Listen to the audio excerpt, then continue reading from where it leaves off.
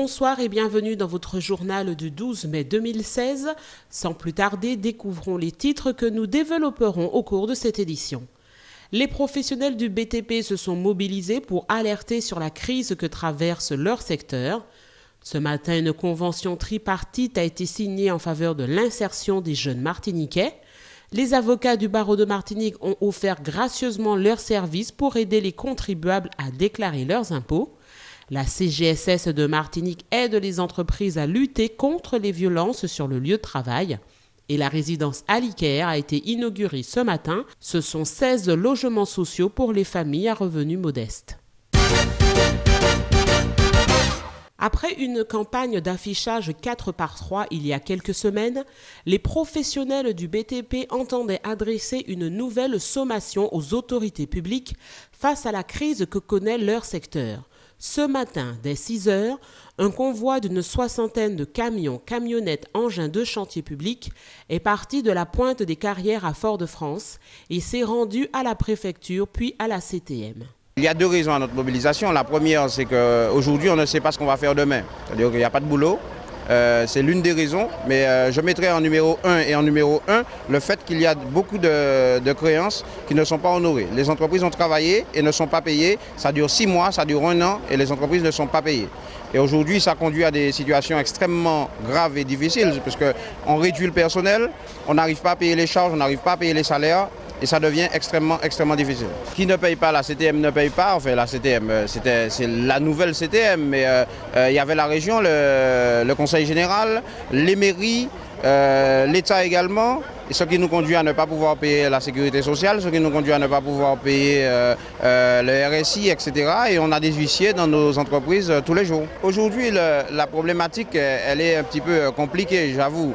Nous avons une CTM qui est là depuis 4 mois, donc avec très peu de marge de manœuvre qui vient d'arriver et on ne peut pas tout leur mettre sur leur dos.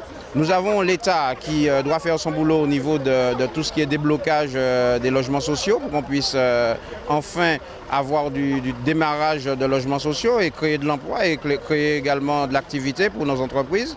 Mais il faut que tout le monde comprenne que le BTP, c'est un secteur essentiel, moteur pour l'économie de la Martinique et que tout le monde, CTM, État, région, collectivité, enfin tous ceux qui ont le pouvoir de décider et de faire en sorte qu'on ait du boulot, puissent se mettre autour de la table et nous donner du travail. Parce que vous voyez bien qu'aujourd'hui, vous avez des camions qui sont sur la zone du TCSP, on ne bloque pas la Martinique. On ne veut pas bloquer l'économie de la Martinique, nous avons suffisamment de problèmes comme ça. Donc aujourd'hui, on dit on peut bloquer, on peut faire des dégâts, on ne fait pas de dégâts, mais c'est la deuxième sommation et ce sera la dernière. Au cours de la rencontre avec Alfred Marie-Jeanne, plusieurs thèmes ont été abordés, les délais de paiement des collectivités, la création de 1000 logements par an contre 500 actuellement, les projets à venir et leur programmation.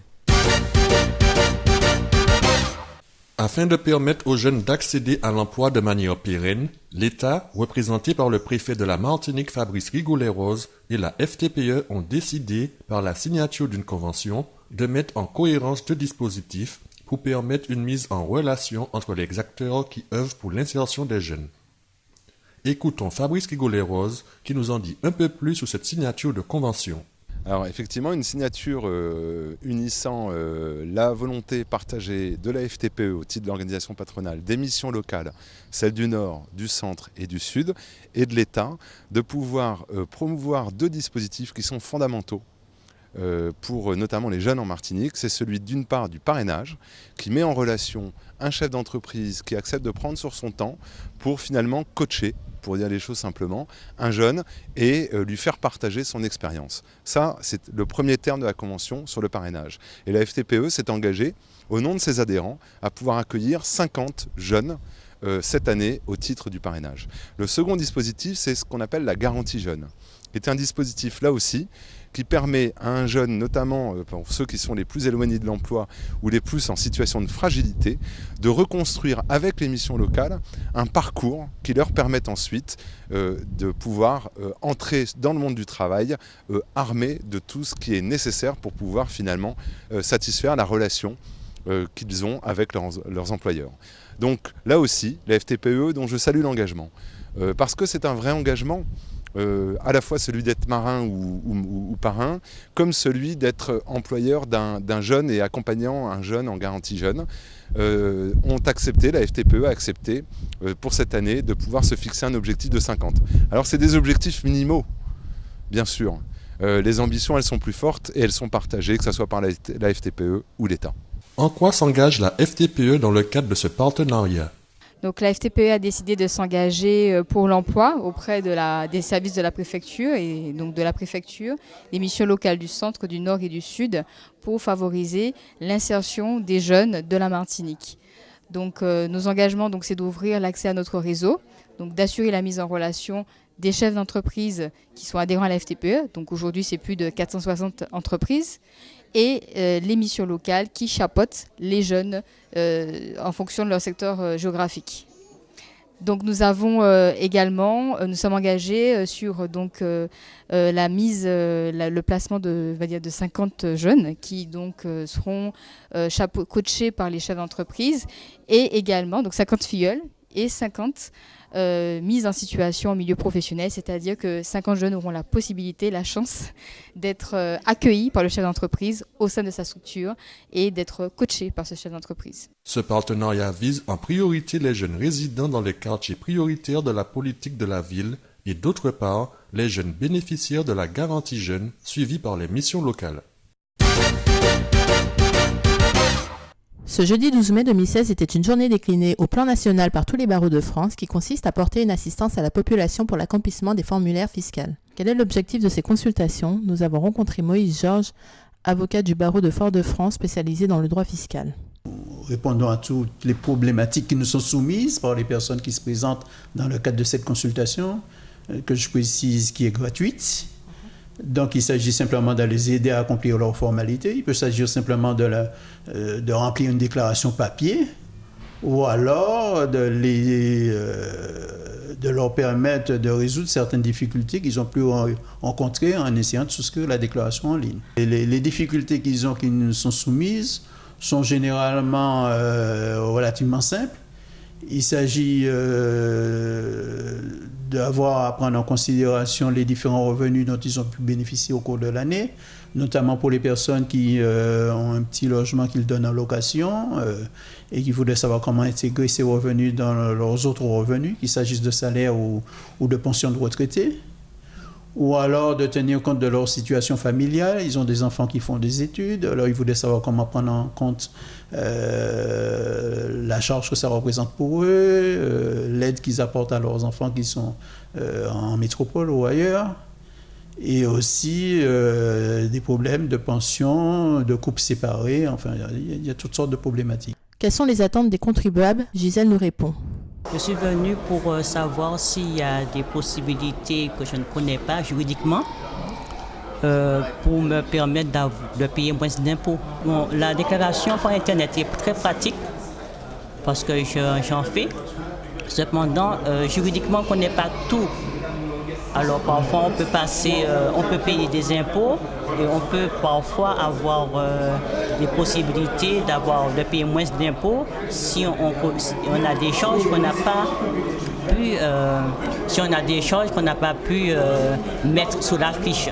La date butoir des déclarations de revenus est fixée au 18 mai 2016 à minuit pour les déclarations sur papier et au 7 juin pour les déclarations sur Internet. Ce matin, la Caisse générale de sécurité sociale proposait aux responsables d'entreprises d'encadrement, aux responsables des ressources humaines et aux référents en santé et sécurité au travail une matinée d'information sur les méthodes de prévention face aux incivilités et à la violence externe dont sont victimes les salariés. En effet, les agressions verbales et ou physiques sont en augmentation dans notre région et il est donc indispensable de prévenir ce risque professionnel. Les informations précises portaient essentiellement sur... c'est un risque aujourd'hui qui est émergent, donc le dire clairement. C'est un risque professionnel. Quelqu'un qui est victime d'une agression, d'une incivilité, c'est un risque professionnel qui a un double impact en termes de pathologie ou en termes d'accident.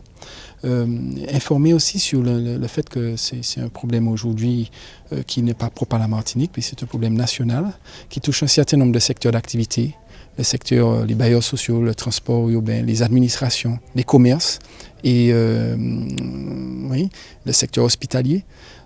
Aujourd'hui, les gens très souvent rejettent la responsabilité sur l'extérieur. Donc expliquer un petit peu les mécanismes qui poussent aux actes de violence externe et aux incivilités, aux agressions. Et puis surtout, fait mettre en évidence le fait que ce n'est pas un problème de l'extérieur, c'est aussi un problème qui peut provenir d'une entreprise. Apporter donc une meilleure approche sur l'identification de ces problèmes au sein d'entreprises qui peuvent être d'origine organisationnelle, d'origine matérielle ou encore sur la formation du personnel ou encore les dispositifs d'accompagnement qui sont insuffisants.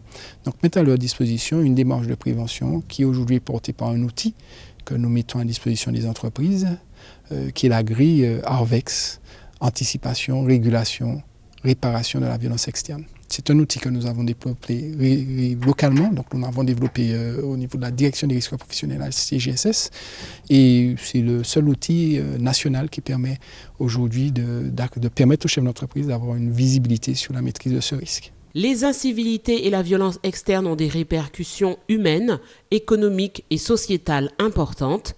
Il en va de la sécurité physique et psychologique des salariés, mais aussi de la pérennité de l'entreprise. La rénovation urbaine au service du logement social, c'est le projet de l'Agence de réhabilitation et de construction à vocation sociale. Ce matin s'est donc déroulée l'inauguration de la résidence Alicaire. Située dans le quartier des Terres-Saint-Ville, cet immeuble accueillera des foyers à revenus modestes dans 16 appartements de type T1, T2 et T3. L'immeuble rénové par Arcaves sera exploité par la SMHLM.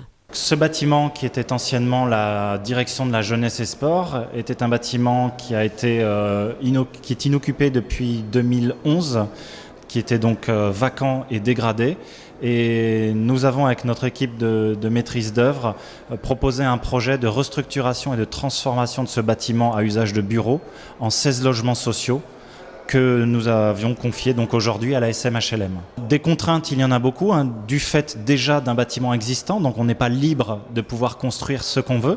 On doit faire avec ce qui existe et au mieux pour le confort des futurs occupants. Donc c'est déjà une contrainte au niveau de la conception. La deuxième, c'est de réunir les enveloppes financières et de faire, en tout cas, aller dans le même sens tous les partenaires, que ce soit l'État, que ce soit la collectivité, ou les banques. Donc c'est un défi financier aussi et après, on va dire au niveau technique, de pouvoir accéder, on est en centre-ville, de ne pas gêner les voisins pendant la construction, d'essayer d'avoir un chantier le plus doux possible pour pouvoir livrer cette opération dans les conditions initiales. Ça devient de plus en plus compliqué, de plus en plus onéreux de trouver du foncier adapté. Donc là, c'est, je dirais, presque tout bénéfice, puisqu'on a un bâtiment existant, donc on n'a pas de problème de réseau, d'alimentation, de ramassage d'ordures, de transport. Donc vraiment, c'est parfaitement adapté. En plus, en ne faisant pas de démolition, reconstruction, on préserve le patrimoine, on préserve l'équilibre du quartier et on ne dénature pas l'ensemble du quartier puisqu'on travaille quand même principalement à l'intérieur. Donc en plus, les voisins sont épargnés par les travaux. Donc c'est vraiment une expérience innovante et intéressante qu'on va reproduire. C'est une opération donc de développement durable, puisque comme je disais, on ne démolit rien et on construit dans les nouvelles normes, bien sûr. Et ça sera parfaitement adapté à nos coûts, puisqu'on va sortir ici des loyers entre 250 et moins de 500 euros, pardon, 350 et moins de 500 euros. Donc c'est vraiment dans nos grilles habituelles. Et ça sera très adapté en particulier aux seniors qui seront près de tous les services, près du centre-ville, près des animations, avec un bâtiment petit, avec peu de charges. Et donc c'est vraiment tout bénéfice. Si ce n'est que, en effet, comme le disait le maire tout à l'heure, c'est plus compliqué, c'est plus difficile. Mais là, on avait un partenaire avec Arcafs vraiment professionnel sur la réhabilitation. La Martinique connaît de fortes tensions en matière de foncier et une demande exponentielle en logements sociaux. Ainsi, le nombre important d'immeubles inoccupés représente une opportunité de créer de nouveaux lieux d'habitation et de vie.